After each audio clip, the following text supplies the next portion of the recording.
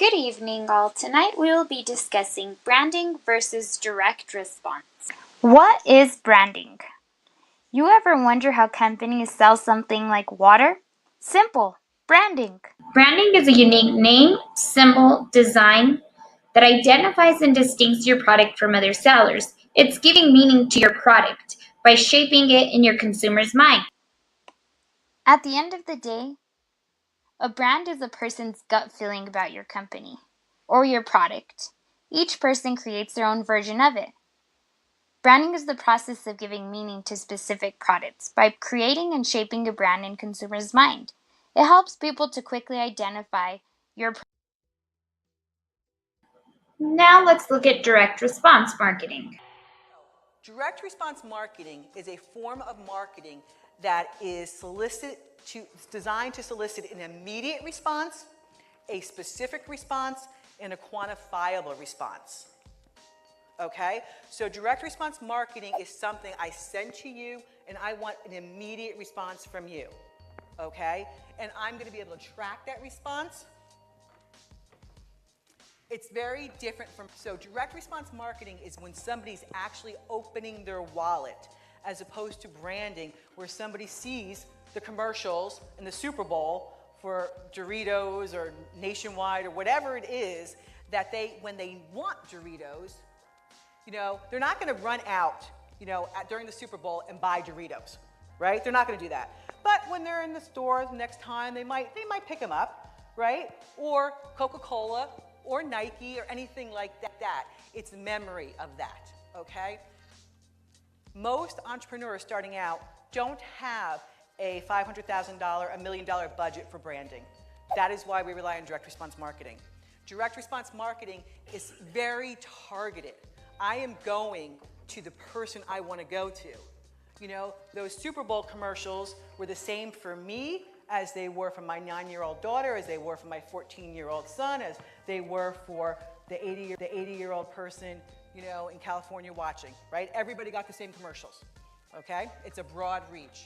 When you think about direct response, think about the infomercial. The infomercial is all direct response, and it's all formula versus just building image, okay?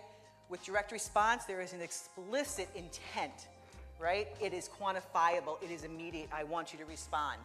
With branding, it's just, it is immediate, I want you to respond.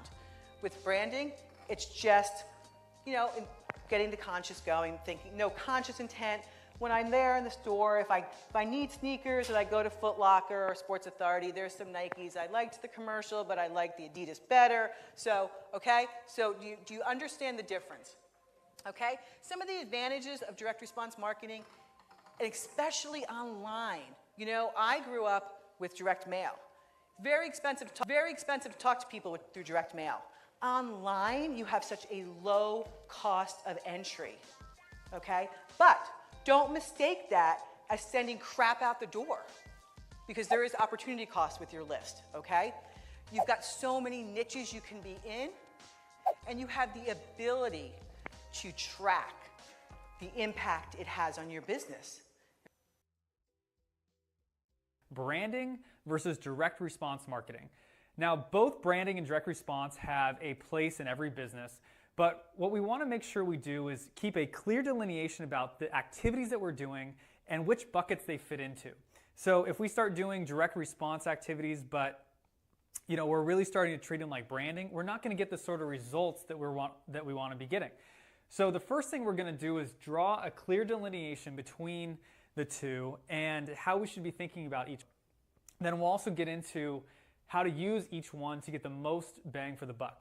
So the first delineation I want to call attention to is, what are we trying to influence with each one of these activities? With branding, we want to influence how people feel. These are the emotions that somebody exudes when they think about our brand. Now, for direct response, we want to influence how people act or what they do. Are we getting people to actually go through our sales cycle on our ads, read our sales pages, opt in for something, and ultimately buy? So we're trying to influence their activity. Now, how do we measure each one of these? Well, for branding, There's a lot of soft metrics, and maybe if you're a Fortune 500 company, there's ways to measure this, but for most small businesses, there's not a ton of great metrics in order to tell how well our branding's doing. It's a much longer term sort of investment, and so it becomes difficult to know is it having a direct impact on our bottom line, and how long is that going to take? So a lot of soft metrics around branding. Now for direct response, these are very clear cut. So there's a lot of acronyms here, CTR, click-through rate, cost per lead, cost per acquisition, lifetime value of a customer. These are all things that are very easy to figure out now, especially with digital marketing, that we can tell exactly how a campaign's performing based on a couple of key metrics. And just with a few key metrics, we can pretty easily determine, okay, if we spend this much money, this is how much money is going to fall out the other end of that sales funnel. Now, when we're looking at examples of what constitutes branding versus direct response, branding has a number of things like your logo or blog post. Those are all going to influence the emotion that somebody has, but once they're done either looking at your video or seeing your logo, is there anything for them to do? If it's really just okay, that's nice and I'll remember them for next time, it's probably going to be branding. Now, if there's some sort of activity that they can take or activity they can do once they've viewed those things, then it's going to start falling more into direct response, like pay-per-click ads, opt-in, sales pages. These have a very clear goal and a very clear outline of the action that they should take. If somebody sees a pay-per-click ad that is written just for them, the whole idea is to get them to click on the ad and ultimately either opt into a page or see a sales page and purchase. So very clear guidelines for what they should be doing, the activities that should be taking place. Now, even big companies, Fortune 500, people that advertise, you can even see these in commercials on TV. So take like Budweiser, for example. If you watched any of the Budweiser commercials during the Super Bowl, they had some with the puppies and the Clydesdale. And, they gave you this great feeling where the puppy comes back and, everybody's all happy. But it was a Budweiser commercial. But there wasn't a single beer in the entire commercial. So the entire purpose of that was branding. They wanted to influence how we felt, not necessarily give us a clear path to go out and buy a six-pack. Or on the other hand, almost immediately after, there was a commercial for freecreditscore.com. And the whole commercial, they say freecreditscore.com, almost 100 times in a 30-second ad. And the whole point is to get you to go to this website in order to opt in to get a free credit score. Now, ultimately, they want to sell your information or upsell you to a credit card or something like that. But the whole point is to go to the website and to opt in for their free credit report.